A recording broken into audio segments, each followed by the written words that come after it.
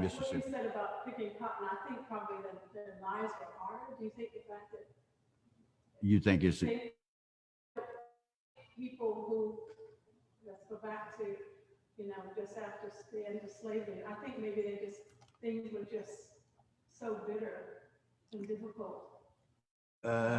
it might not be exactly bitter, but it'll have something forever lasting on you. You know, it make an impression if, like I said, if you take your words or the lyrics of a song, you might express them a little bit more from your heart or whatever than if a person never felt the blues, or never been depressed that much, One of the songs that you mentioned, and you asked me, did I know that? And it was about, you said it was a song, Slave to 16. Right. Would you consider that blues, that song? I guess so. I would say blues. Yeah, but they kind of use it in a spiritual way, kind of like, but it's really blues, I'm gonna walk that milky white way. Yeah, that's That's like I was saying, that's an old slave song. When the slaves got ready to run away, you had to have codes. You couldn't say everything you want to say, so you had to have codes, and you only said it to the ones who you could talk to, and say, I'm gonna walk that milky white way. One of these days, they're talking about running away from the plantation. And sometimes you might have to have a little help. You can't just get everybody yourself. Somebody telling you, get beat to death. So it was a way of expressing yourself without trying to get in trouble, That's where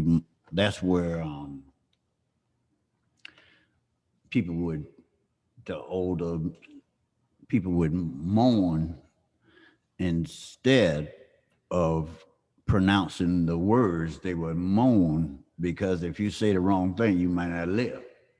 So you hear old people might moan when they sing it. It goes way back. You better not say nothing wrong.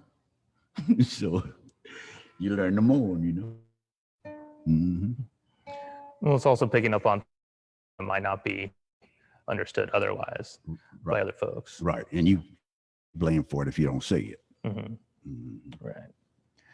And I believe we had a bit of a technical issue, but that has since been resolved. So apologize to folks tuning in online. And as we were talking about this notion of blues music and a lot of it coming from Mississippi, Louisiana, or more association with that deep Delta South, with Piedmont Blues here in South Carolina, what is that history? And do you feel as well known as these other blues styles?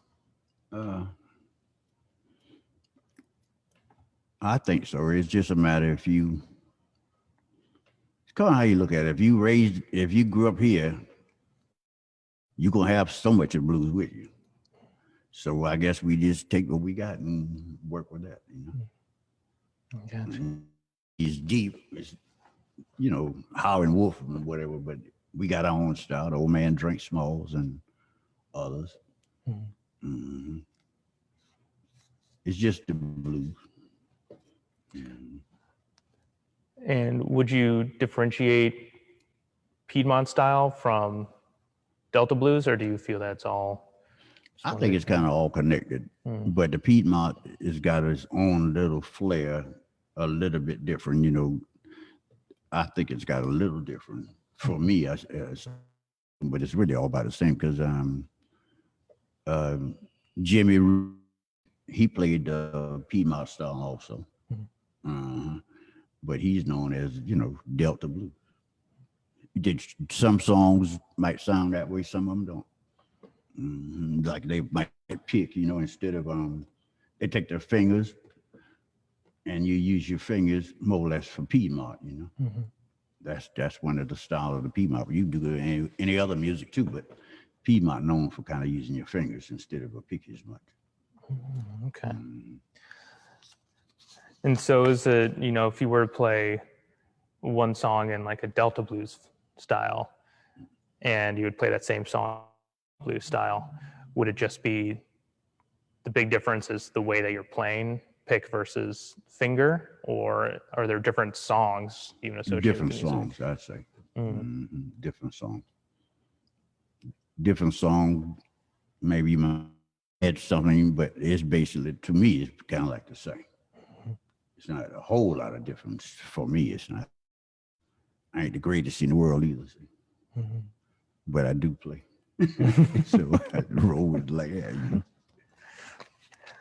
You know, on that same notion, whenever, because you were talking about when you were growing up, a lot of it was rhythm and blues that you were playing, and gospel music, of course. And gospel. So how did you kind of go back to focusing more heavily on gospel or on blues music? Money. Love to hear When that. the clubs are closed, and you play where you can, don't play it up. Church has been open for musicians. A lot of music. I figured a lot of the young people, they don't play the music. You don't find a lot of guitar players and all that. You find rappers. People, they make triple.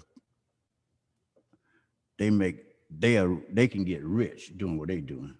But framming this guitar, starving. But the one who, what the young kids call it, spitting the lyrics out or whatever, on Puffy Combs and all the rest of them, Pete Daddy, them rich people can't play the first instrument. Yeah. And they millionaires.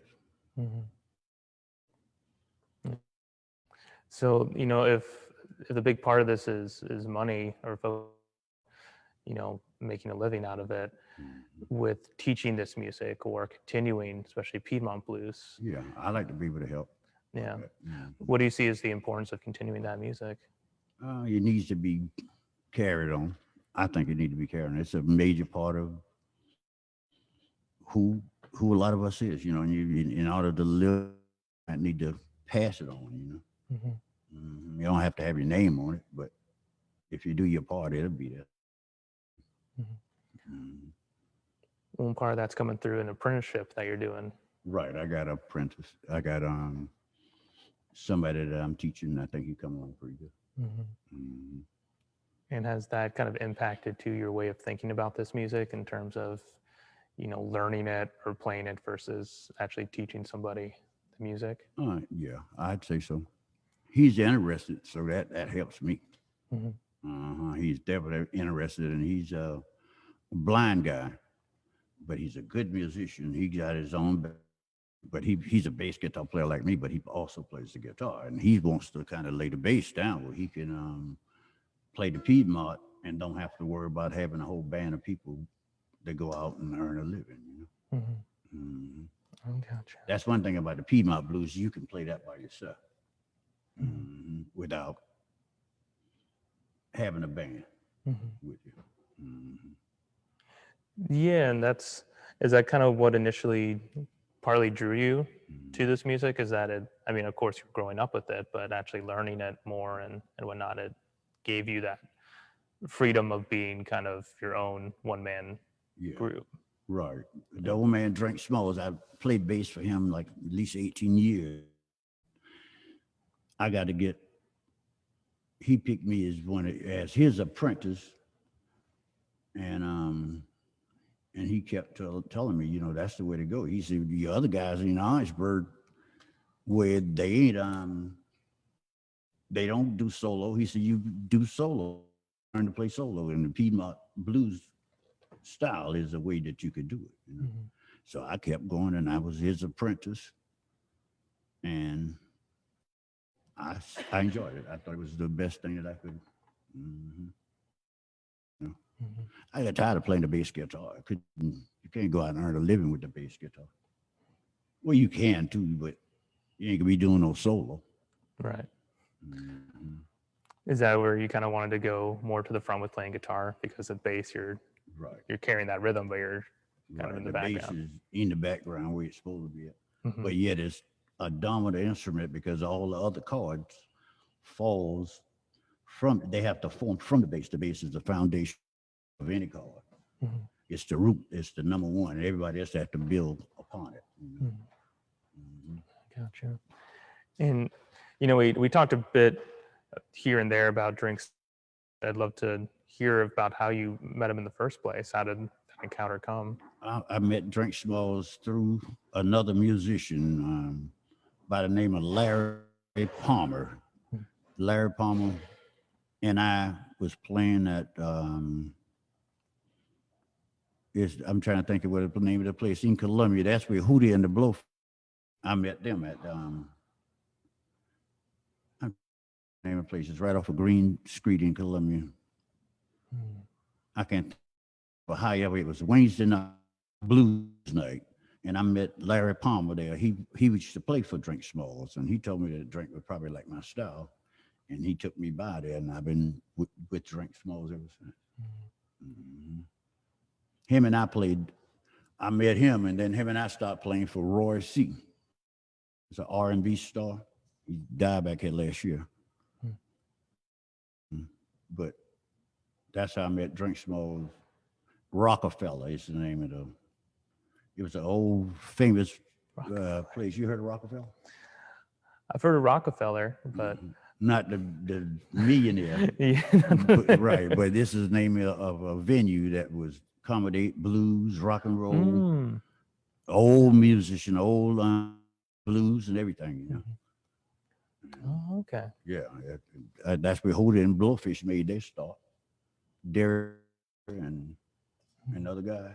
Oh, wow. Yeah, they'd be right there on Wednesday night, and then sometimes they'd play on Friday, Saturday night.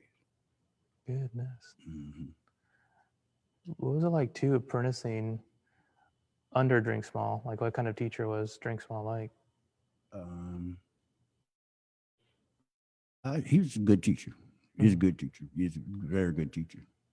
Well, he got to teach me too also, just like I'm getting paid to teach my apprentice.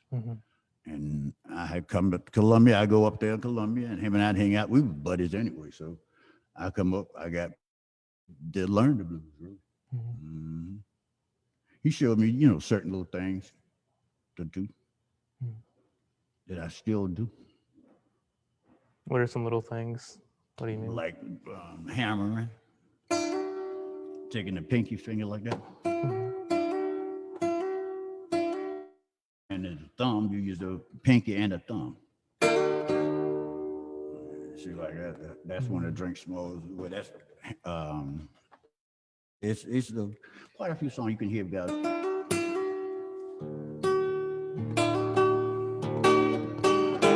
So that's open right there. That's in the Piedmont world. I was in. Now that's something I learned in hand.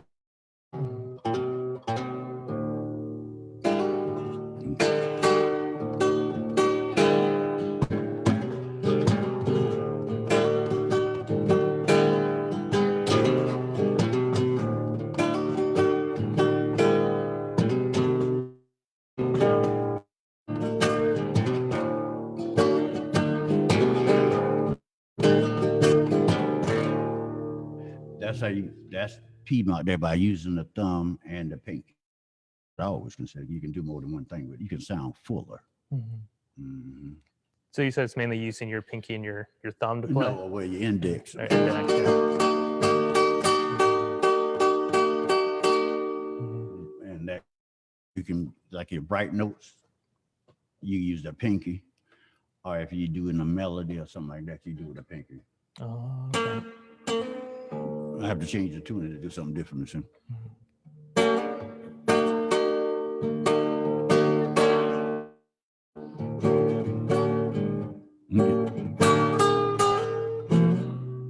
See, that pinky right there.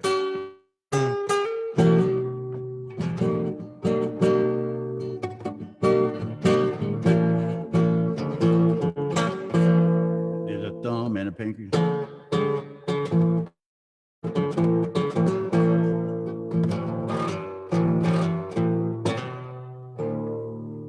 Using the thumb and the pinky like that. Well, the thing I found that was interesting too, when you were playing, it seemed like you were kind of like also hitting the Yeah, guitar to have That- something like really. percussive. that's one of the from Drink Smoke, too, Mhm. the old master.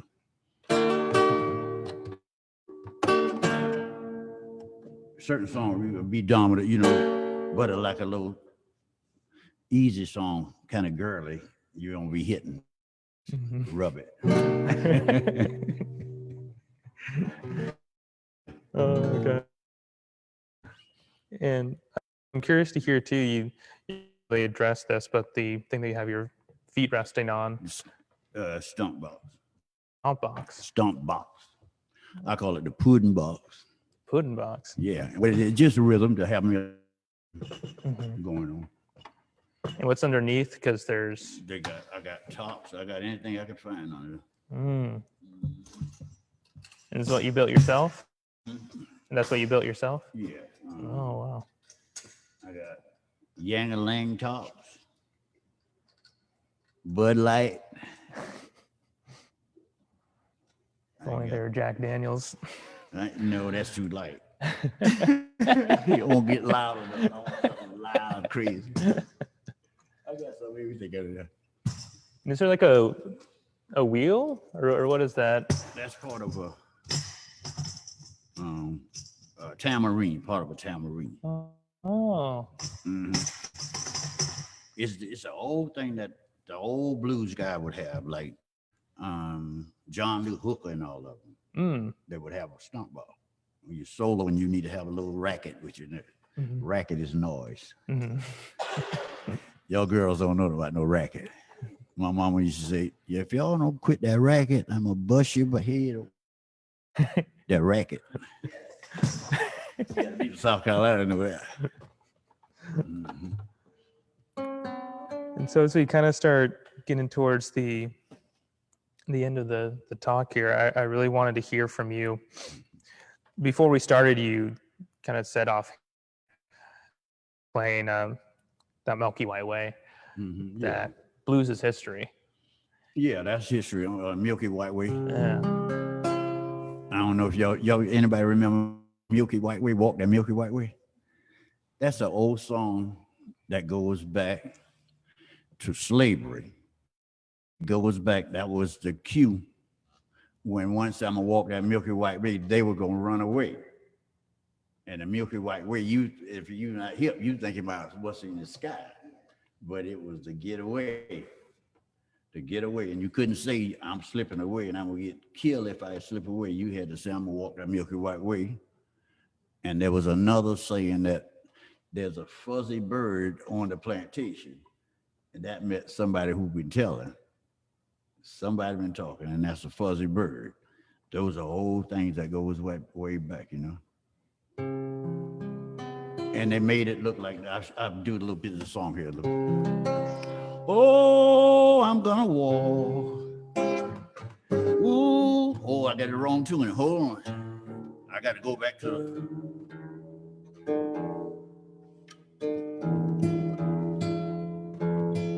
the regular tune. Yeah. I'll go back and try it one more time. Oh, I'm gonna walk. Oh, that Milky White Way. Poor child, one of these days. One of these days. Oh, I'm gonna walk that old Milky White Way. One of these days. Oh, yeah. Well, I'm gonna walk up, take my stand. I'm gonna, yeah, join that old Christian band, yeah. Oh, I'm gonna walk, oh, that Milky White Way. Oh, child, one of these days. That's an old time now. I'm going back in the woods. Yeah. Remember that one? You don't remember that one. Yes, sir. But there's a lot of songs like that telling that history that Yes. that this kind of reflects The of time, that period. right. Like, even like the song by the Gap Band, they put a girl in the front of it. She burned rubber on me, but if the song was supposed to be about the same thing that the Oklahoma is about where they from. Mm-hmm. And the song was supposed to be about burning down Black Wall Street. Oh. Mm-hmm. Yeah. This was Gap Band? Yeah, the Gap Band. That's where they're from, Oklahoma. Mm. And that's what they say that's what they inspired them to write that song. Mm. Mm-hmm. What, that must have been 1970 that Yeah. song came out? Yeah. Yeah, either 70s or the early 80s, in the 80s or something. Mm-hmm. Mm. The Gap Band, but that's for that song. A lot of cold songs, always cold songs. Mm-hmm. Mm-hmm. Every now and then I write one. You wrote one? Yeah. Let me see.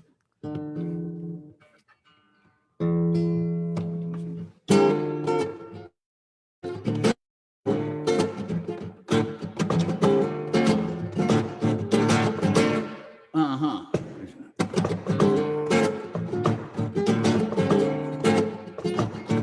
I ain't did it in years. Why? Oh, in the back of their yards, a fool look for gold far and abroad. Have it been me? Have it been you? Why don't you wake me? Come on, shake me, yeah. Pull my coattail, I wanna know. Wake me, yeah. Come on, shake me, yeah. Pull my coattail, I wanna know.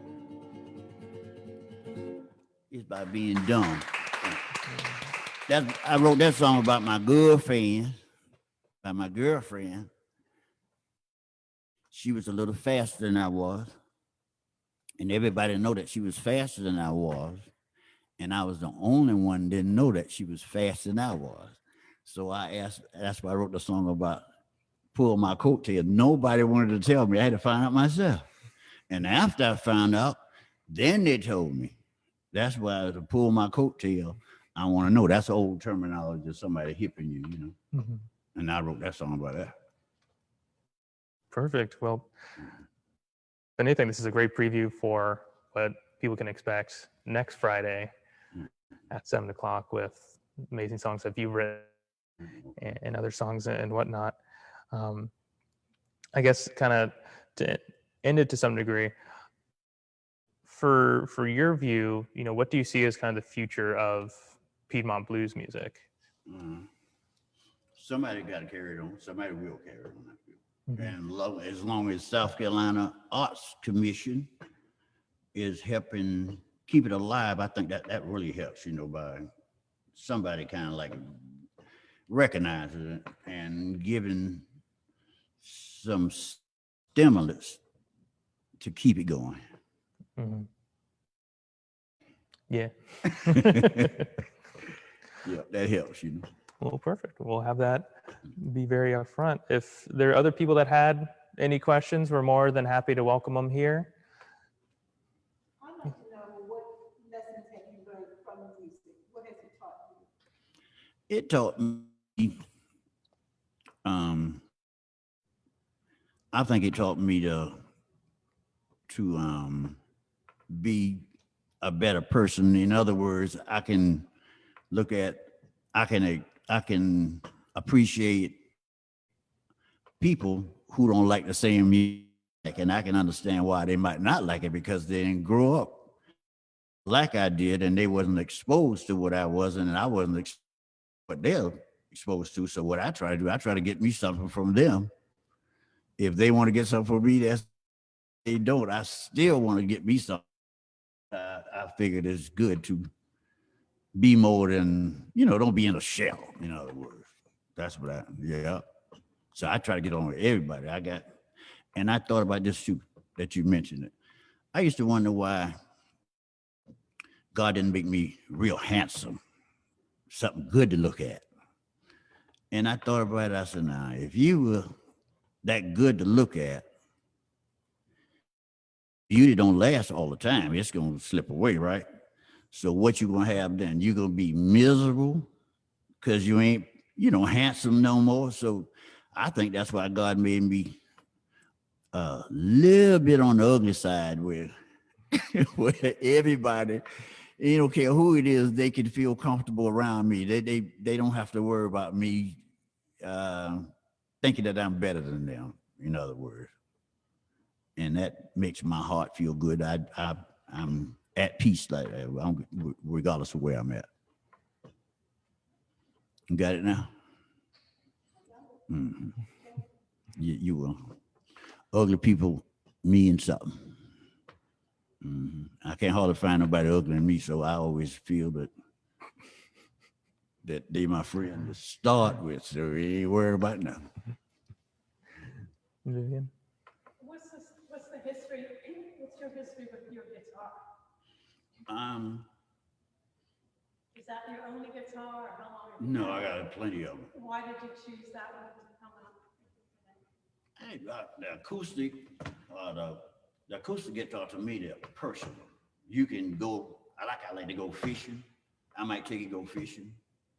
I'll take it with me wherever I go. Sometime I might have any place. If I feel like playing, I play. And I know people look for me to have the guitar when I come. They don't want to see me without the guitar. So I have it in case I have to play it. And you don't have to have a microphone or amplifier with this here like that. So I just like the old country feel about it. I got an electric guitar, but I don't look good with it. I look better with this one here.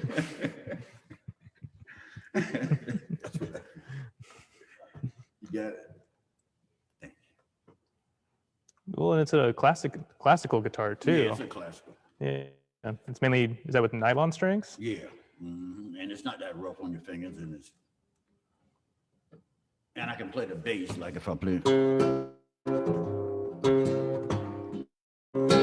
You can play the bass on it. It's got enough that you can kind of play your bass part and your tenor part. Your melody too. Mm-hmm. But the other guitars you have, people can do it, but I just like the old feel. And I'm a bass guitar player, and these necks is wide on the classical like that. It's not a little small skinny neck like the guitar. And so I don't have to do a whole lot of adjusting to go from the bass guitar to this. Because the little guitar is so small, you got to cram your fingers to make a chord. I'd rather just keep it kind of like I'm for me. Great. Any other questions from the audience? The lady in the yellow. I just came because I've listened to blues for a long time. Followed Robert Johnson, Pine African, I like Delta blues, but I like some of the Chicago blues also. Okay. Yep. I went down to the New Orleans Jazz Fest twice with Mr. Drink Smalls, and to hear the environment is different. When you automatically down there, you can hear the exotico and the different styles already. And I think it's a great place to go. Any musician is just go and hang out and see all that great gospel music comes from right down there too. Mahalia Jackson and all them, that feeling down there. They got the best musicians too down that way. Well, some of the best and the better singers down that way. You can feel what they're saying. For me, if somebody's singing a song, I kind of like to feel what they're saying. Even though the words is one thing, but if I can kind of feel in their voice, like Dolly Parton, she sang country, but you can feel what Dolly. That's what I like. I just like that feel like that. My sister, all of them, they like Dolly Parton. Yeah. They like Dolly Parton ever since she did a song that Houston made popular after, but that was one of Dolly. My sister and sister-in-law and all of us, we used to sing that song, The Men's Against the Guys. And that was one of my sister-in-law's songs. She was saying that song way back 30 years ago. She liked that feeling because my sister-in-law's got kind of a vibrato type voice. Dolly's got that natural vibrato on her voice, you know. She make you think she's telling the truth. She might be not telling the truth, but it sounds true, you know what I mean? Yeah. That's what I just like about it.